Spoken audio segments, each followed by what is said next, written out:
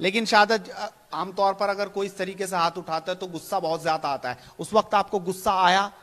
आपको लगा कि मुझे भी पलटवार करना चाहिए? सर मुझे गुस्सा तो बिल्कुल नहीं आया, क्योंकि मेरी माता पिताजी ने मुझे एक सीख सिखाई है कि औरत की इज्जत करना। इसी वजह से मैंने 22 तमाचे खा लिए थे सर। नमस्कार, स्वागत है आपका हेडलाइंस इंडिया पर। मैं हूं नवीन चौहान। लखनऊ की सड़कों पर वो कैब ड्राइवर का वीडियो आपने देखा होगा, जब खुली सड़क पर ट्रैफिक के बीच एक कैब ड्राइवर को किस तरीके से वो लड़की चांटे मार रही थी। इस वक्त हमारे साथ वो कैब ड्राइवर हैं जिनका नाम है शहादत अली, जो आखिरकार बताएंगे कि उनके साथ हुआ क्या था, किस तरीके से जब लगातार वो लड़की इन पर हमला करती रही उसके बाद भी ये चुपचाप खड़े रहे और आखिरकार किस वजह से ये सब कुछ हुआ।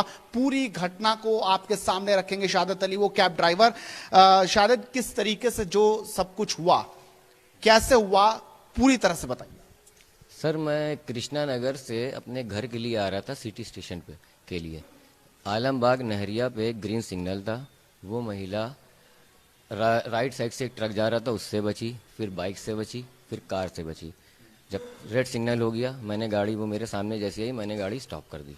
स्टॉप करने के बाद महिला सामने आके मुझसे ये बोल रही है कि तू मुझे मारने आया है, मारने आया। जैसे ही वो मेरे पास आई उसने सबसे पहले मेरे पैसे निकाले डैशबोर्ड से।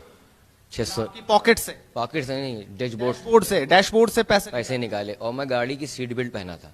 जब तक मैं सीट बेल्ट खोलूंगा, पैसे तो उसने निकाल के अपने पास रख लिए। जब तक मैंने सीट बेल्ट खोली तो उसने फिर मेरा मोबाइल स्टैंड पे लगा था। मेरी गाड़ी, ओला गाड़ी में जितनी गाड़ी चलती है स्टैंड पे मोबाइल लगा होता है। उसने मेरा मोबाइल निकाल के तुरंत बाहर जाके तो तोड़ दिया। जब फिर मैं, मेरे दरवाज़ा लॉक था मेरी गाड़ी का, कारों का दरवाज़ा लॉक होता ही मैंने दरवाज़ा खोला, लॉक खोल के बाहर निकला जब तक वो मेरा मोबाइल तोड़ चुकी होती। फिर उसने उठाया मोबाइल को वहाँ नीचे से फिर तोड़ा, फिर दूसरी बार फिर तोड़ा। तीसरी बार में हरदोई रोड का जो बाईपास आपका गया है वहाँ पे ब्रेकर बना होता है बहुत बड़ा, तो उस पर वहाँ पे जब उसने मारा तो मेरा मोबाइल पूरा डैमेज हो चुका था। ठीक है सर।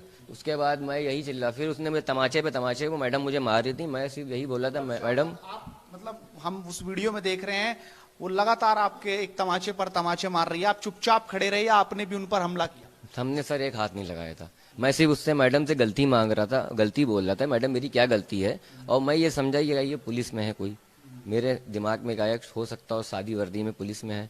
तो जब भी मैं उससे माफ़ी मांग रहा था, मैडम मेरी क्या गलती है, क्या गलती, मुझे माफ़ कर दो, मगर वो तमाचे पे तमाचे, तमाचे पे तमाचे, तमाचे पे तमाचे वो मारी जा रही थी मुझे सर। लेकिन अब वो ये आरोप लगा रहे कि कहीं कुछ और लड़कों के साथ आपने उन पर हमला किया, इस तरह की वीडियो भी आपने देखी होगी। नहीं सर, हाँ वीडियो मैंने देखी है, उसमें ऐसा कुछ नहीं, वो सब झूठ बोल रही हैं।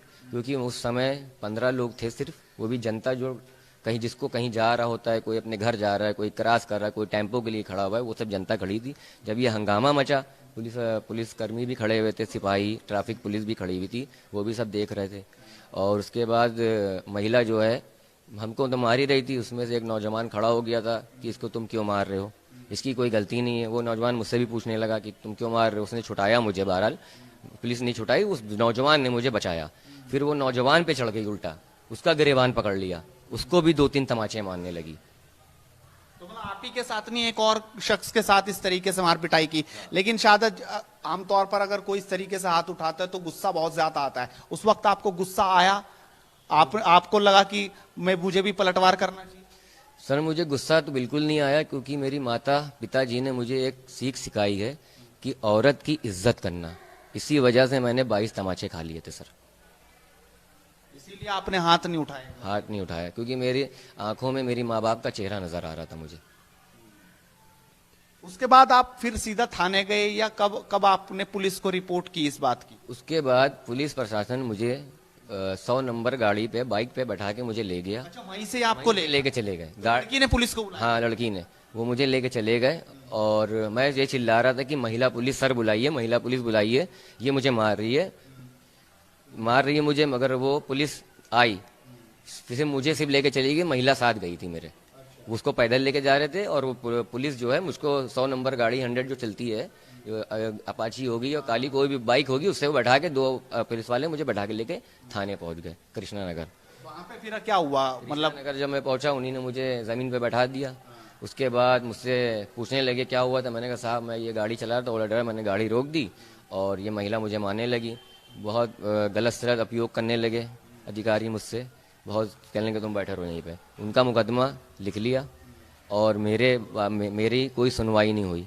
उसके बाद ये 9:30-10 के बीच का वाकया था। फिर मेरे भाई लोग बड़े परेशान हुए, 1 बज गया, तो मोबाइल की ट्रैकिंग के ज़रिए ओला गाड़ी में वो जीपीएस होता है, उसके ज़रिए वो देखने लगे कि 9 बजे से गाड़ी एक ही जगह पे खड़ी हुई और मूव नहीं कर रही है। उसके ज़रिए मेरे भाई पहुँचे। भाई जब पहुँचे तो पुलिसकर्मी जो वहाँ के थे उन्हीं ने बहुत सी बदतमीज़ी करी, भाइयों से बदतमीज़ी करी, उनको भी बैठा दिया। उनसे कहने लगे तुम तीनों भाइयों को ऐसी धारा लगाएंगे कि तुम लोग का जेल जाना तय है और ज़मानत भी नहीं हो पाएगी। मतलब उस वक्त बहुत डर लगा होगा, आपको लगा होगा कि इंसाफ मिल पाएगा नहीं, कि कैसे, तो आपको कैसे लगता है फिर जो सच्चाई थी वो कैसे पता चली और किस तरीके से जो आगे कार्रवाई भी हुई पुलिस? सच्चाई ऐसे पता चली क्योंकि जब यह मार पिटाई का मंजर चल रहा था तो एक कोई बंदे ने मूवी बना ली थी, उसमें बहुत से लोग खड़े थे, वीडियो क्लिप बना ली थी। वही वीडियो क्लिप उसने वायरल करी होगी। वो मैं उसका बहुत शुक्रगुजार हूँ, उस बंदे ने जो वीडियो क्लिप को वायरल करा। आप आज उस लड़की के बारे में क्या कहेंगे? अब मतलब क्या मन में आती है, क्या कहना चाहेंगे उसको? मैं सर ये सिर्फ कहना चाहता हूँ, मेरी उससे कोई ज़ाती दुश्मनी तो है नहीं। मैं ये कहता हूँ उसको गिरफ्तार किया जाए। आज मेरे साथ हो रहा है ये, कल और किसी के साथ होगा तो फिर वो सही नहीं रहेगा। एक और वीडियो आया कि काले गेट पर वो हंगामा करती नजर आई थी, आपने वो वीडियो देखा ना? मैंने तो सर अभी वीडियो नहीं देखा है क्योंकि लोग बता रहे थे कि वीडियो ऐसा आया, उसको मकान के बारे में बोल रही थी काला कलर है क्यों कराया है। पुलिस प्रशासन वहाँ भी खड़ी थी और वो कुछ नहीं कह रही थी। तो अब मुकदमा दर्ज हो गया? लड़की मुकदमा दर्ज कर दिया है, एफआईआर हो गई है। हमारे पुलिस प्रशासन ने इस समय हमारे सर लोग जो भी हैं बहुत अच्छे तरीके से काम कर रहे हैं। लेकिन गिरफ्तारी अब तक? अभी गिरफ्तारी नहीं हुई है, अब गिरफ्तारी नहीं हुई है मगर वो गिरफ्तार हो जाएंगी। अगर तो लग रहा है कि सजा मिलेगी? सजा मिलेगी जी, क्योंकि हमारे पुलिस प्रशासन इस समय हमारी उन्हीं ने बहुत मदद करी है। मानसिक तनाव कितना रहा होगा शहादत इस दौरान? ऐसी कोई घटना किसी के साथ घटे तो बड़ी दिक्कत है, बहुत ज्यादा आती है। किस तरह का मानसिक तनाव इस वक्त आपके साथ है? सर मेरे लिए दिक्कत ये है, मैं घर से बाहर नहीं निकल पा रहा हूँ। आज मुझे 7 दिन हो गए पूरे और मैं ओला ड्राइवर हूँ। मेरी गाड़ी टूटी हुई है, मेरा मोबाइल टूटा हुआ है। मैं तो इतना परेशान हो गया हूँ, मेरा घर का खर्चा कैसे चल रहा है ये मैं ही जान रहा हूँ और बस अल्लाह पे भरोसा है बस। वाकई 8 दिन हो चुके हैं, लेकिन जब आपको गिरफ्तार किया गया था आप पर कौन सी धाराएं लगाई थी और क्या उस लड़की को गिरफ्तार ना करने के पीछे क्या कोई दबाव है पुलिस प्रशासन पे? आपको क्या दिखाई दे रहा है? सर मुझे 151 की धारा लगाई थी, उसके बाद मुझे कल्ली पश्चिम भेज दिया। मेरे वकील साहब ने मुझे छुटा लिया था और उनको और हमने कोई गुनाह नहीं करा तो मुझे मेरे पर धारा लगा दी। इन्हीं ने हमें मारा, रोड सामने पूरी दुनिया, पूरा हिंदुस्तान पूरा देख रहा है। मैं एक अच्छा नागरिक हूँ, हिंदुस्तानी हूँ सर। मैंने पुलिस प्रशासन पे बहुत वो कहा कि सर लोग हैं, अब जो पुलिस प्रशासन मेरे लिए सपोर्ट कर रहा है उनके लिए मैं बहुत मेहरबानी उनकी। और वो जो सर हैं, एक हमारा जो एफआईआर जो दर्ज हुई है वो कृष्णा थाने पे नहीं गई है, वो बंथरा चली गई है। बंथरा साहब जो हमारे इंस्पेक्टर साहब हैं वो उसको जांच कर रहे हैं। तो क्या लड़की को गिरफ्तार अब तक नहीं किया गया? इसके पीछे आपको क्या लग रहा है? इसके पीछे सर मुझे मालूम नहीं है क्योंकि मैंने गुनाह नहीं करा, मुझे बंद कर दिया। हमने एफआईआर दर्ज कर दी तो पुलिस क्यों नहीं पकड़ ली है, पहली चीज। तो चलिए, शहादत अली जिन्होंने बताया कि आखिरकार इनके माता पिता ने इनको शिक्षा दी है, संस्कार दिए हैं कि किसी महिला पर हाथ ना उठाएं। जिस वक्त इनके ऊपर लगातार तमाचे हो रहे थे उस वक्त भी ये शांत खड़े रहे, उस वीडियो में लगातार हमें दिखाई दिया है। लेकिन देखना होगा कि पुलिस उस लड़की पर कार्रवाई कब करती है। लगातार इस मुद्दे की पूरी अपडेट आपको देते रहेंगे।